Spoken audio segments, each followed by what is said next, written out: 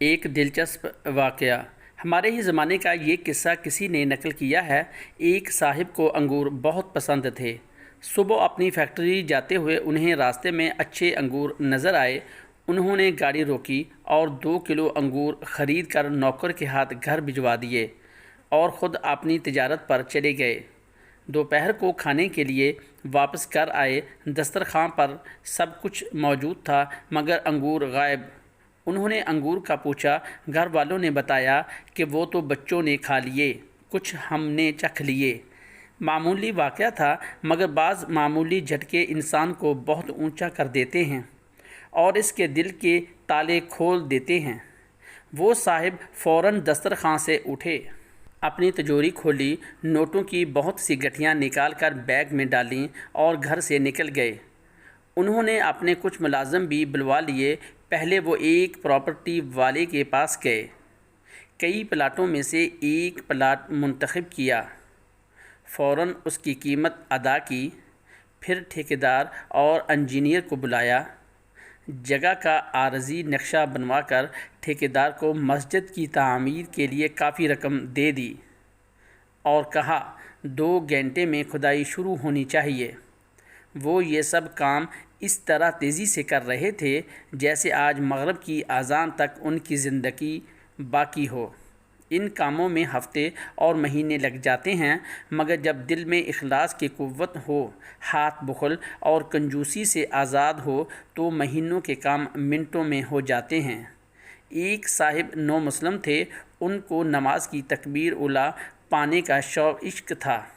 ایک بار وضو میں کچھ تاخیر ہو گئی، نماز کے لیے اقامت شروع ہوئی تو وہ وضو خانے سے دیوانہ وار شوق میں مسجد کے صحن کی طرف بڑھے۔ جلدی میں وہ وضو خانے کی ایک دیوار کے سامنے آ گئے تو ان کا ہاتھ لگتے ہی وہ دیوار اچانک بیٹھنے اور گرنے لگی۔ وہ تیزی سے ایک طرف ہو کر گزر گئے۔ نماز کے بعد سب لوگ حیران تھے کہ اس دیوار کو کیا ہوا۔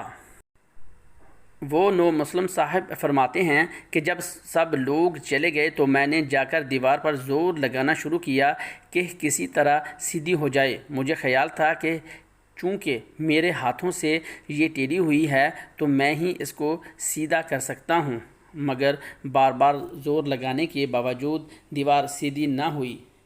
تب سمجھ آیا کہ نماز کو جاتے وقت میرے اندر اخلاص اور شوق کی جو طاقت تھی اس نے اتنی مضبوط دیوار کو ہلا دیا تھا اور اب وہ طاقت موجود نہیں ہے۔ یہی صورتحال تاجر صاحب کے ساتھ بھی ہوئی۔ اخلاص اور شوق کی طاقت نے چند گھنٹوں میں سارے کام کرا دیے۔ بہترین موقع کا پلاٹ بھی مل گیا، اچھا انجینئر اور اچھا ٹھیکیدار بھی ہاتھ آ گیا اور مغرب کی اذان سے پہلے کھدائی اور تعمیر کا کام بھی شروع ہو گیا۔ شام کو وہ صاحب واپس گھر آئے تو گھر والوں نے پوچھا کہ آج کھانا چھوڑ کر کہاں چلے گئے تھے؟ کہنے لگے اپنے اصلی گھر اور اصلی رہائش گاہ کا انتظام کرنے اور وہاں کھانے پینے کا نظام بنانے گیا تھا۔ الحمدللہ سارا انتظام ہو گیا، اب سکون سے مر سکتا ہوں۔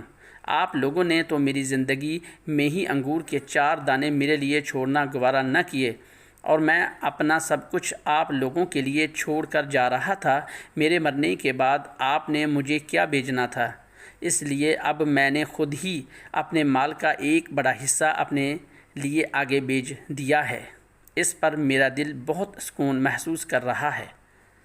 جنہوں نے میرے چینل کو سبسکرائب نہیں کیا، برائے مہربانی وہ چینل کو سبسکرائب کر لیں۔